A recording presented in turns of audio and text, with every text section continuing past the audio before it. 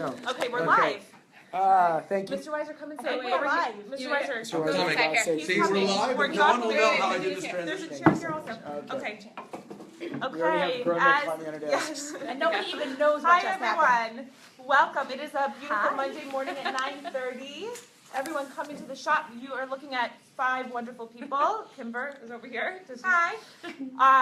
We're going to all really quickly introduce ourselves. My name is Rachel Eden. This is Rabbi Rupp. We are I part can of introduce ourselves. the Jewish Refrigerator.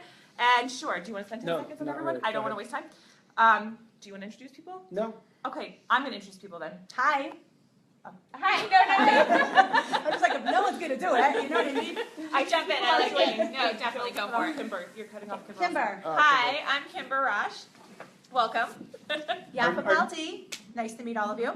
I'm Yisroel Weiser, and I'm excited to be here on the refrigerator. So this is the Jewish view, right? Yes. And we don't know what we're talking about, so it's going to be really fun. It's going to Well, be Hanukkah's coming up. So, Yaffa, what do you think is the most important thing that someone should know going into Hanukkah? Just to put you right on the spot there. That donuts are extremely fattening and not worth it the next morning. Okay. They're really not. Okay. All eight next morning. Okay. That's not one next so, morning. So, at what point do you think that we should not make this all about health and consciousness? Otherwise, it's going to I be actually have one something long- go that I ahead. wanted to When share. Rabbi Rupp gains 5 pounds. Oh, can you click on Do Not Disturb? Okay, so I want to kind of like tail a conversation that I had with Yaffa Palti last week. We were having a very nice conversation about awareness, where we talked about the Myers-Briggs personality test, extrovert, introvert, if you're familiar. There are a whole lot of personality types of testing. There's Myers-Briggs, there's Chaim Bracha Tov for the Asian people in the room. There's Enneagram, there's like a whole bunch, and a lot of people don't like it because you're boxed in. So the question I want to throw out to the group is this. A, do you buy into them? B, do you think self-awareness is important? And C, if you think self-awareness is important, at what point does it become analysis paralysis? Oh God, such a great question. I think it's very. I happen to love the tests. I take a lot of the tests, and I think that a lot of the tests also I think it kind of restricts you in terms of telling you, well, I'm like this, so therefore I don't have to push myself in any other area. So while I really enjoy the tests, I find that they are constricting, and so perhaps I shouldn't take one. Directions are good, labels are not. Please discuss. Yeah, I think that it could be dangerous in the sense that it can be limiting. However, I think it's a good step one in order to get to know yourself. Sometimes when you read certain aspects of your personality, you say, oh, that's why I do this. Because, so now I could understand where to work. I also think it's good in terms of judging others favorably. What do you mean? And being done l'kafscha, sometimes you say, oh, it's not really their fault that they're so rigid. Their personality, they have a hard time being more flexible. And we're able to understand it a little bit better. And that's really how I feel about it. But I think the main reason why it's so limiting is because sometimes when we box ourselves in, we say, like, let's say Rachel and I were discussing this last week, and she said, oh, I think I know what you are. And she threw out these letters at me, and I'm like, sweetie, I'm actually like almost the opposite. And she's like, but wait, I really, it made sense, and she explained why she thought I was those other letters. And I said, technically, by nature, I think I have certain letters, but because I worked on certain midos, those aren't my letters anymore. So, right? So sometimes, like, as people who work on themselves, if we evolve in our character, then all of a sudden, like, what do you mean you were born with that? But life is not about just being put into a category. It's about working and becoming better and becoming bigger and changing yourself. So that's basically how. And it gives you a sense of how much people can misjudge you by just having letters. That Rachel Eden made that mistake, which is a lot of fun. I still think I was right. Just for the broader world. The first time I ever filled one of those out, and then I was working. Someone was helping me kind of go through this experience, and he looked at that and he looked at me and he said, "Is this what you actually are? Or is this what you want to be?" And I was like, "Oh, this is what I want to be." That's powerful. So it was a very interesting thing that I think that sometimes you don't even know. I guess now this is kind of not a lot of great therapists here. I can cry publicly, but a lot of times we don't even know what really is where we are. And rather a lot of times we project out this image that we want the test to sort of pick up and not to necessarily see. I was getting closer from my wife about this. Is also I always am putting an image out, but then I think it's very hard to parlay that into what your reality is on the ground. If that makes sense. Definitely. Sort of. right? Especially if you want to utilize like these tests to bring more self-awareness, right? You're looking at these tests, and we all want to be something, right? And we all have an idea of what we want to be.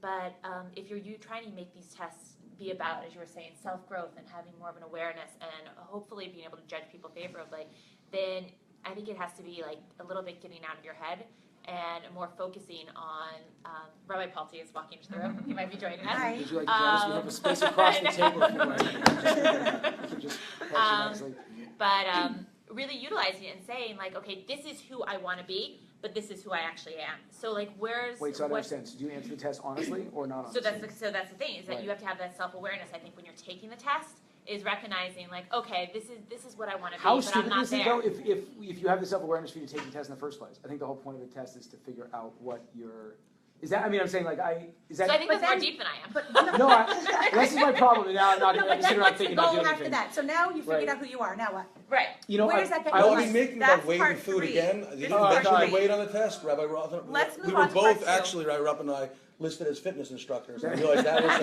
was a missing component.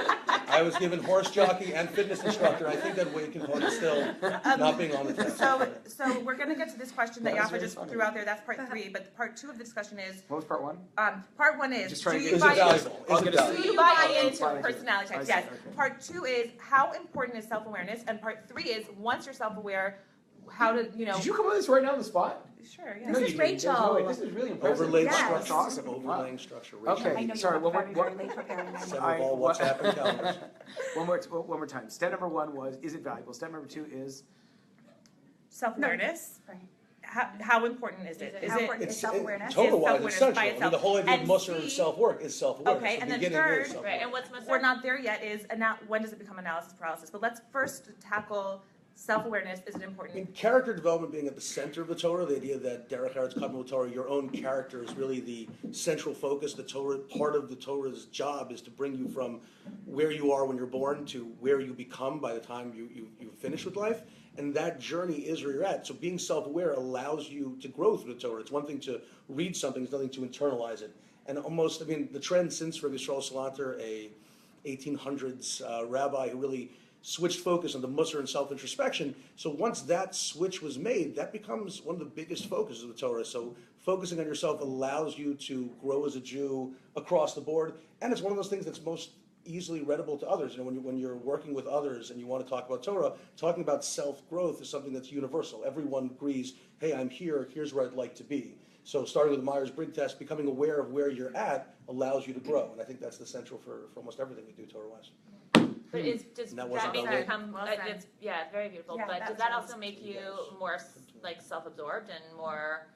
So I guess so there's what's that the danger, right? balance? The more you're focused on yourself, I guess Right. at a certain point you become a narcissist. But if it's for the purpose of, hey, where am I? And here's where I want to be, it is self-absorbed, but it's with the angle of growth. It's not, where am I and how can I squeeze more pleasure out of every moment? It's, hey, where am I and where would I like to be as a character? So, and yes, it's definitely very Jewish, if you've seen any Woody Allen movie for the last 100 years, to constantly focus on that and never get out of the growth and just focus on the negative and forget, or focus on the positive. Hey, I'm pretty darn good, you know, I can really do this. That can become a trap. But ultimately, again, as long as it's not a label, as long as it's a progression, that's what we're talking about at the beginning, that's when you're in Well, good I shape. think- Here's where I am, here's where I want to be, instead of, this is what I am. That's when it becomes dangerous. I'm sorry, what were you going to say? I didn't want to interrupt you. Do you Go, I would love for you to talk right now. age before beauty? I'm probably old. Okay. This is awkward. I'm not sure. I think this is Sorry, the Yeah, worst go I've ahead. ever Now- seen now- this, yeah, I don't actually. remember what I was Here going we to have say. Chalukah Deos on the other Right. hand, ladies first. So Yes, what do we go do ahead. about this? Yeah, go ahead. Okay. Hi. Rabbi We're Weiser, you recording. wanna come Hi. on? Would you like to come say hi? He's like, everybody here's fired. Say hi to Yeah. Facebook. So here, this actually leads to the connection to Hanukkah. Good. Because what was the whole idea? The Greeks were, they worshiped the body. The whole focus was body. The whole focus was externalities. And they had no patience for anything abstract. It was all physical. It was everything that could be measured. That's who they were, okay? And that's what was important to them. If you can measure it physically, then this is what's important, and this is what we dedicate our life to. So they had no patience for the abstract. They didn't understand it. They didn't like it. They didn't agree with it. As Jews, as you were saying, this is who we are. We are abstract. it's not about working necessarily only on our physical appearance. You don't have to listen to this. Oh. I was pointing out earlier. It always comes back to No, that. it's not about the physical. The physical is part. Obviously, it's part of It's the a good spiritual. part. It's a wonderful It's a part. good part of Part it. of it. It's good to feel healthy. Validation. Good to feel healthy. Exactly. But you know, but We'll get it's a gym not. sponsorship out But of we're this. all about the abstract. We're all about actually working on who we are as people. This is who we are, and this is what the Greeks wanted to get rid of us. This is what they wanted to get rid of. This is actually, you know, even if you look at Yavan, the way it's spelled, it's all 3 lines. It's a yud, a vav, a nun. It's 3 lines. It's about measuring. The You know, Hebrew it's- characters it's- get longer and longer and longer. Significantly. Exactly, significantly longer each step. It's about what we could measure. And us Jews, the Chashmonaim, right? It comes from the word Shmoneh. The whole concept of Chanukah itself is 7 days. The whole concept of the oil lasting 8 days is. Oh, do you have to go? This has been great, and it's been live, and thank you so much. Right, 8 is supernatural. Right. 8 is supernatural because it's way beyond. It's abstract. It's not here in the physical. 7 being I would- completion I of the would- week, 7 8 being I one would say beyond. that's the big distinction between what Myers-Briggs is supposed to do, which is Right. which is interesting, is that they're trying to put you who you are into a They're role. measuring you. Right, and put you into a role. As a Exactly. result, that was the only thing. Like I studied it when I was going through my midlife career crisis, which is still going on, and so it was in the context of figure out what kind of a job you're best suited for.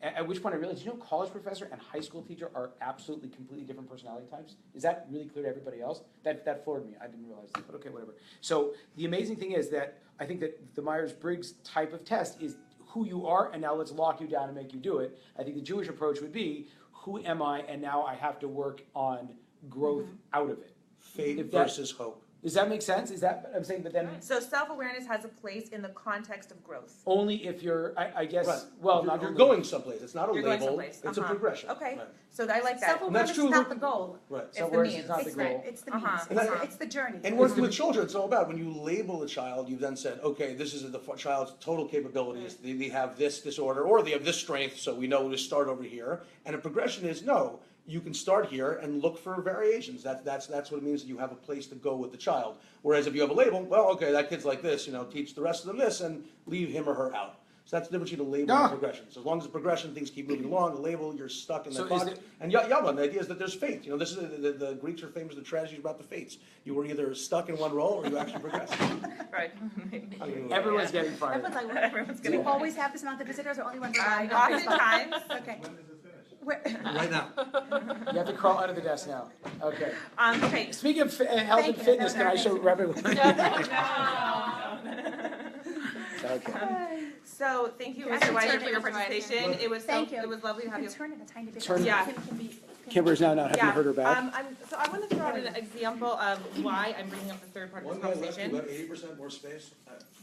Okay, okay. Mr. Weiser, This is not a you- non-judgmental zone. we really enjoyed Sponsored having by you. Take Shape for Life. Anyway, sorry, go ahead. Okay, so the third part of it is, and I want to kind of explain where I'm coming from with this, is, you might have 2 people, let's say a married couple in therapy for many years, and they become incredibly aware of their problems and where they're coming from and their childhood and how it all played together.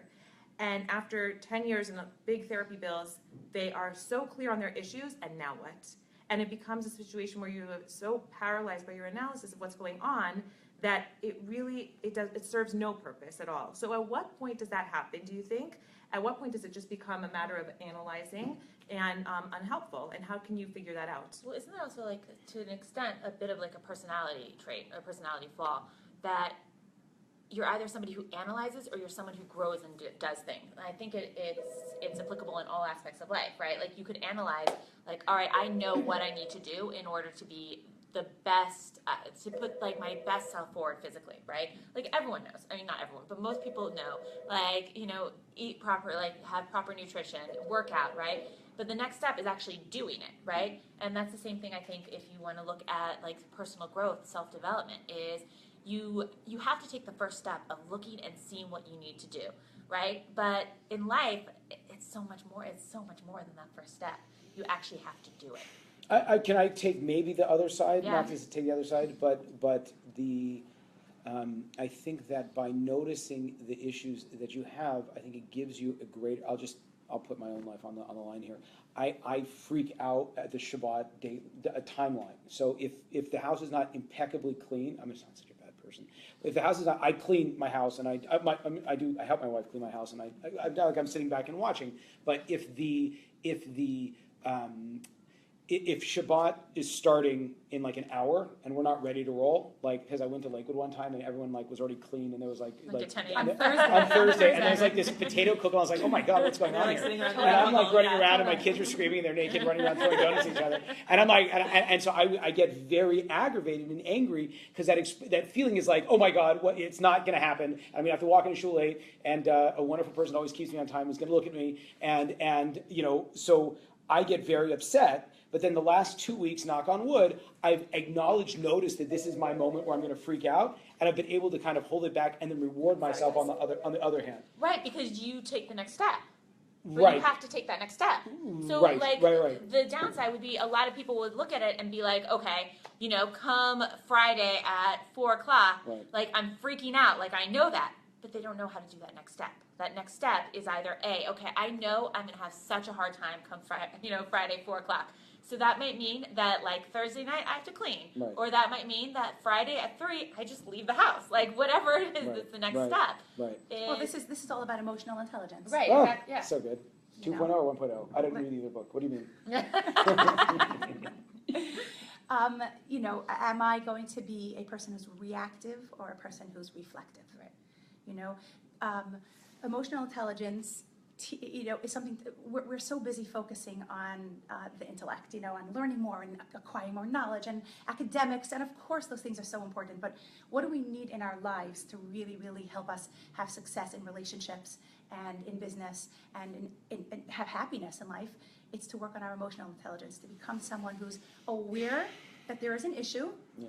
and what do I do next? How am I going to react to this issue? So that's not an intellectual thing, or It's not. Well, I mean, it's the emotion. Emotion comes from awareness. emotion comes. Can you talk about that for a second? Can you explain? Does that? it? Emotion seems to come from such I was an totally, instinctual I was place. totally Right. buying it. So you could have just kept saying, no. What is, I don't know. What do you mean? Yeah, elaborate. That- Yeah. Well, when you acknowledge something, I'm saying you know how you're feeling, right? Something happens, you have a reaction to it. I think a right? lot. Okay, sorry. Go ahead. Right? You have a reaction to it. Right. Now, emotional and intellectual are not obviously. I mean, they have to learn how to be refined together. How to use the intellectual to employ the emotional. Right. Yeah. Okay. They have to learn. Yeah. How to actually put them together. It's like when you have to put the evil inclination. How do you work with the evil inclination and the good inclination? Right. And you're supposed to be using them together. How do you do that? Right. This is exactly how you do that. Right. Step one is becoming aware of how I'm feeling. Something just happened. I'm feeling angry about this. Okay, my house is a mess. It's an hour before Shabbos. I'm feeling angry because this is not how it should be. So you tell yourself, I'm angry right now. Now, step one is that awareness. I'm angry. I am angry. And give it a name. Right. Give that emotion a name. I'm feeling angry right now. Okay? Step two, what made me angry? What triggered this anger? I'm angry because my house is a mess and it's almost Shabbos. So I'm aware of how I'm feeling and what it's called. I'm aware of the trigger. Step three, how does it manifest itself in me? Once I'm angry, I know I'm angry, I know what triggered it. How am I going to react? How does it manifest? How does it make me feel when I'm angry? And step four is understanding that I know this can make me angry and I know what it's going to do to me. Now, how will I actually react to that? It's about taking that last step and saying, my brain doesn't control me. I control my brain. My brain doesn't tell me, you need to be angry now because something is right. Your brain could say, you don't have to be angry now. Shabbos will come anyway. Everything will still be okay. Or maybe I will clean the house at 10 o'clock in the morning and I can make arrangements in my life to make something different, right? And that's called working on your emotional intelligence and becoming a person who is in control of their body instead of a person who is controlled by their body or by their brain. How much learning did it take you to do that? Out of curiosity, I'm sure people are watching and ask. Right, I'm no, gonna I'm saying ask. you're I'm very saying like unique that was individual, right, that's right. very How do you? self-aware. How was there a point in your life? Was it a process? I mean, obviously you'll say it's a process, but was there like how? What was the steps that you took to get there, to that awareness? Rock bottom. Okay. Oh, man, that's gonna be awesome. That could be an answer, by the way. It could be an answer. Right, It right. didn't necessarily happen to me. It could be an answer. I don't know if there is an answer. Or are for you that. going How through that long process all the time now? No, constantly evolving. Right. So even if I perfected a certain midah, well, there's 30,000 other midos waiting to be perfected right now also. So it's a never-ending process. So there were certain things in my life that I saw needed to be changed right now. This wasn't good for my family. It wasn't good for me. I needed to change it, and there was no question about it. So I did it. But I'm not off the hook from all the other things. So it's a constant process. We always have to, just constantly be aware that just like we change as human beings, and you look back at like old photos, and you're like, who is that? And it happened to me actually recently, a few weeks ago. My kids got hold of some old videos from like 10 years ago. And I didn't even notice that my daughter at the time, she was obsessed with videos, and she would follow me around the room with her little iPod videoing everything I did, and I had no idea. Wow. And I was watching these videos, and you can imagine the panic in me when I'm like, what am I going to say? What am I going to do? I didn't know I was being videoed, which, by the way, is a great metaphor for this world and the next world. So good. I didn't know that I was being videoed, and I was just like, and you know what? I was watching the videos, and I was so happy. I was so proud of myself. I literally, I said, everyone needs to realize that we're so much better parents than we think we are. Because I didn't scream once. I didn't lose my cool once. I was so patient. I was so calm, changing diapers and everything at the same time, and everyone crying. And I was like, really? And you don't always remember yourself being such a good parent. Right. You remember the harder times. Exactly. But that's a different issue. But the idea is that I realized, like, I was looking at the things I was wearing, and then you look back at older pictures, and you're like, who was that? Like, we look so different physically, and everything changes. We don't have the same style as we did in high school. And everything is different, even technology. If we change so much physically just by the course of nature, just by life, shouldn't we also be changing emotionally? Should we have the same reactions when we're 30 years old as we had when we were 20? Our emotional reaction should be different. I'd like to suggest also there's a great hack, because Yaffa just laid out like a 4-part plan that requires a tremendous amount of investment of mindfulness and time. And I don't know if you're familiar with the principles of innate health at all. There's like the Jewish Center for Wellbeing in Milwaukee that the Twerskys run, and also in New York, Rabbi Harris is behind it, which talks about these 3 principles of innate health. And what is it? It's, well... Oh, is that the exquisite mind? Yes. Oh, so good. Something came up. No, your sister no, is we're good. full. So what is it? I'm gonna say it in one sentence. It's a much bigger chapter than what I'm describing, but it's this recognition that on the inside, and this is so powerful, on the inside, we are innately healthy. I'm talking about people with mental disease. I'm talking about people who are, just going through day-to-day stuff and are feeling impatient or feeling angry or whatever, or feeling depressed. Everybody on the inside, essentially, if you cut everything away, is innately healthy. And what we are compared to is like a ship that's going down this river, and sometimes we get stuck in like a area of rocks. But once we kind of unwedge ourselves, then we can keep going down the stream. So this is a very powerful thing, because if you can do this, it really, and Aviva Barnett, actually, I really recommend on YouTube, has a beautiful class about this, on how a slow mind serves a busy home. So if you're in the middle of about to scream at your kid, if you're about to scream at your child because you have an hour before Shabbos, and you're naked, and you don't even have your bath, and you've got like 1,000, your mind is spinning out. It's just this moment of recognition that, wait, I'm essentially okay. Like, my mind is spinning out, but that's my mind. I am not my mind spinning out. There are 2 separate things. And then you can kind of hack your way to reacting in a way that's more true to yourself. So I would call it life awareness, not self-awareness. Could be. I don't know if that's interesting. Like, that's something I'm always telling myself is like, if you look at it, you have a house, you have a wife, you have kids, everything's awesome. But I spend a lot of time, overanalyzing and being frustrated and being upset. And I think so I don't know, so I think that kind of taking, I don't know if you're talking about your own life, but I mean, just looking at a stencil, and again, that's a major principle, I think, also, is if you start, that was Rav Noach Weinberg always said that, but if you start appreciating how much you can see, the ability to see, the ability to smell, the ability to taste, like, everything's pretty great. And then there's, I don't know, does that... So what I'm suggesting is, I'm kind of, what I'm doing, and maybe I'm playing devil's advocate, but I think I really believe it, is that I'm kind of undermining the importance of self-awareness, because I'm saying you can shortcut it and quiet your mind and get to the beauty and get to the soul of just that everything's fine. It's just that everything's fine. That's a survival mechanism. That's what, honestly, that's what so good. That's so true. I wish just realized people that. who are, God forbid, like horrific situations. Have to do. And that's what you have to do. If you want to survive, that's the only way that you're going to be able to survive. right? You look at, God forbid, you look at the Holocaust, right? The people who came out, like whole people to an extent, and obviously they're, different in circumstances, and people, thank God, did come out whole who didn't do this, but that's how you had to survive, was that you couldn't be so self-aware. You couldn't. Why?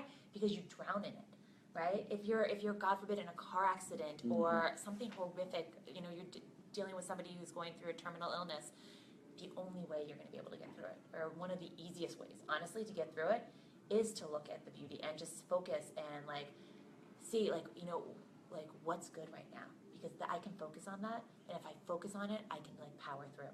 Right? If something devastating is going on around you, if you focus on that devastation, you'll drown. You're saying that's not very that's not thriving, that's just surviving. That's surviving. I'm saying there's a distinction. However, I think that once you get through the survival, it powers you, right? It drives you forward, right? So I would say, I love what you're saying. Yeah. I wonder if there are two steps to that though. Is that, you said that's not thriving, that's surviving? Right. So then, How do you go to thriving? how can you, first of all, then what is thriving? If you're already saying that you're focusing on the good, and I consider that thriving. I think surviving would be putting up a wall around yourself and not feeling the negative, not feeling the positive, just going. Right. Right, just going. I I'm hear living that. my life.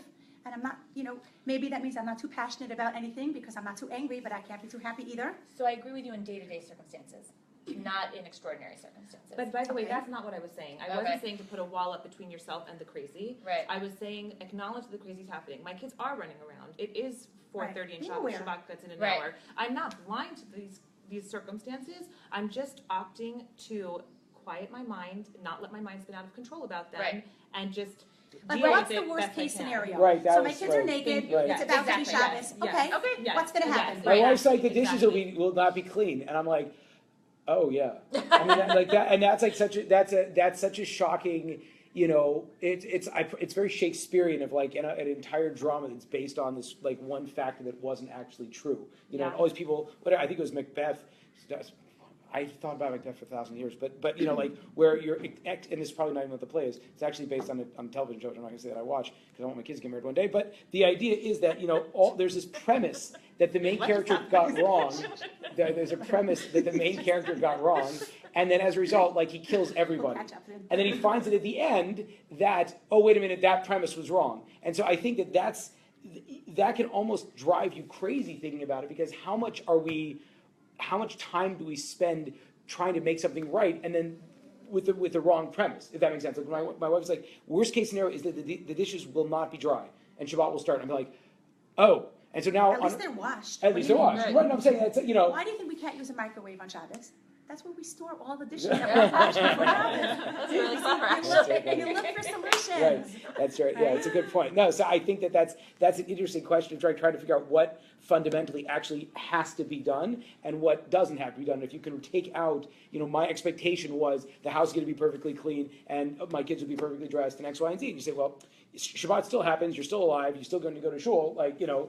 Who And said yes, that on has to Monday happen? you can strategize on how to make it better for the next Right. following Friday. That's interesting. It's very Yeah. interesting. Expectation plays a huge role. Right. What is my expectation? Does my house have to be absolutely perfect with the ideal, like what you saw in Lakewood or whatever? Am I the person who can do that? If I can't do that right now, then my expectation can't be that. It has to be good enough for who I am. If we have expectations that are unrealistic and too high, we will always feel like a failure. Always. Final words. I'm gonna say final words, and then you say final words, and we can This wrap was this great. thing I up. think This this is our most liked video ever. No, Nicole Eichner, get two back to people. work. Okay. Get back to school. Good to see you. We see you. Too. So I Like it? Oh, that's bad. I was just kidding. Can I plug how amazing? There's for all of you internationally, Nicole Eichner is such an unbelievable leader in NCSY, and she, People don't, but this is an international. I know it's broadcast. international, Okay. but I just want to show and explain how your hard work makes such an important thing to the people around us. A lot of times we don't realize that, and I Yeah. just, as a person that is on the recipient end of someone that works very hard, I just want to encourage us all to continue working hard, because it does make a big impact on the people around us. Beautiful. Thank you. Okay, I Does have. that have anything to do with the thing you're talking about? No. Not at all. Okay. Thank you, though. I think Yeah, that was very thanks. nice. I think it's very nice. So final words. I have to give credit to Mort Fertel, for those of you who know him from Shalom Bayis 911, and I had spoken about him in the room over there, and Ruchi Koval for kind of highlighting this for me. But so you have a couple, and they decide there's a Huffington Post article. It's fabulous, and he talked about how his marriage was like on the rocks and on the verge of going down the drain.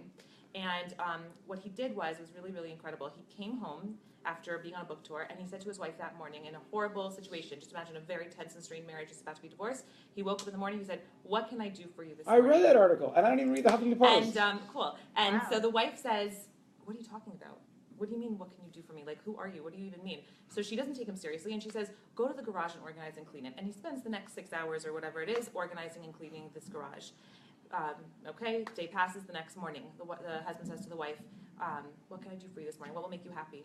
She says, "I don't know what you're on or what you're talking about, but go clean the kitchen." And there's 12-day-old dishes that have been like crusty and all disgusting, and he's late for work because he spends 2 hours cleaning the kitchen top to bottom. He repeats this for 2 weeks straight. After 2 weeks, he says to her, "What can I do to make you happy this morning?" And suddenly she just melts and bursts out crying. And she's like, "What do you mean? What can I do for you? Like, I'm the problem. You're not." And it was just incredible, he said, because what he realized was, instead of focusing on all their issues and having awareness that we're talking about on how important it is to why we're all messed up and so wrong for each other, instead he just focused and invested on the good.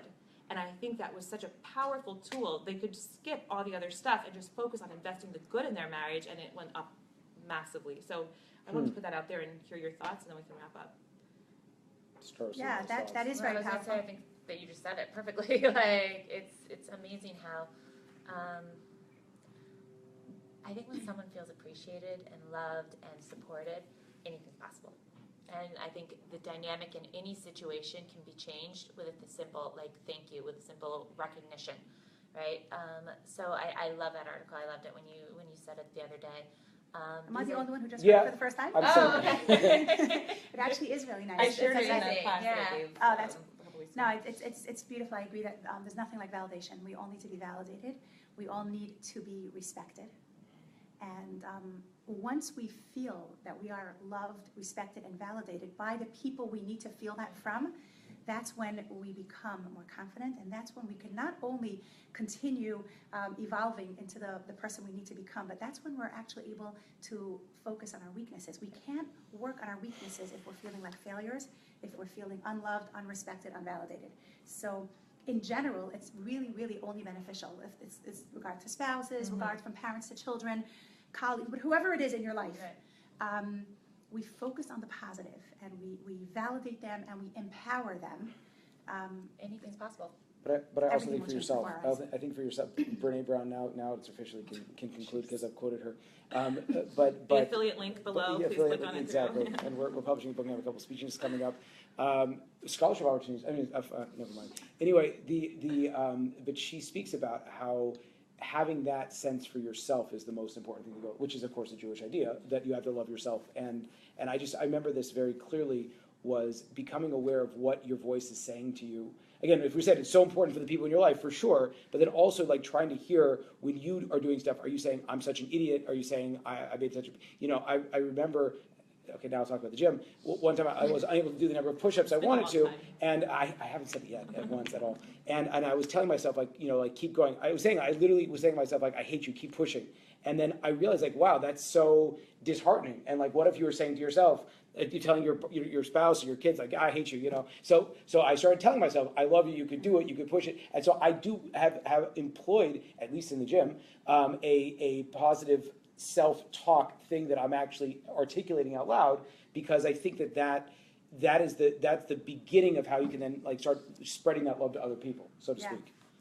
The way we speak to others, we should also speak to ourselves. Yeah, so important. Yeah, but I mean, you touched on something important, which is that you're not Going to the sitting and gym. devising plans about going to the gym. You're actually going to the gym and building. So again, this idea of awareness versus actually doing and where it fits in. Okay. So I have a little Thank bit of you so different much. conversation when I'm exercising, and I Yeah. say, "I love you, keep going." The other voice says, "If you love me, you Stop, wouldn't want me." exactly. Stop. Gotta shut that down. Shut that down. Thank you Okay. so much Thank you for very much. watching. This was great. Watching. Refrigerator. Bye. Like us.